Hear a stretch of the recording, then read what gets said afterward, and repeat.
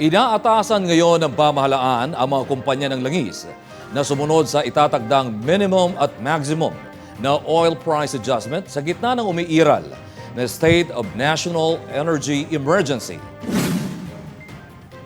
Ayon kay Energy Secretary Sharon Garin, ipinatupad ang patakaran kasunod ng paglagda ni Pangulong Ferdinand Marcos Jr. sa Executive Order No. 110. Nilinaw ng DOE na hindi nililimitahan ang mismong presyo ng langis kundi ang laki o itataas o laki ng itataas o ibababa nito. Magkakaroon ng minimum rollback at maximum increase na dapat sundin ng mga kumpanya. Kasabay nito, inanunsyo ng ilang oil company ang rollback sa presyo ng petrolyo epektibo ngayong Martes, kung saan bababa ang diesel ng halos 25 pesos kada litro, gasolina ng 3.41 pesos at kerosene na 2 pesos.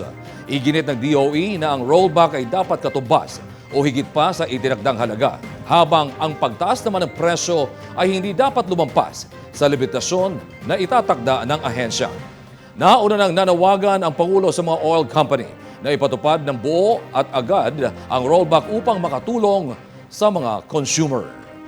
May limit na tayo, may minimum na tayo sa rollback. Pag rollback siya, dapat 24.95 yan. Dapat yung rollback would be equal or more than the 24.94.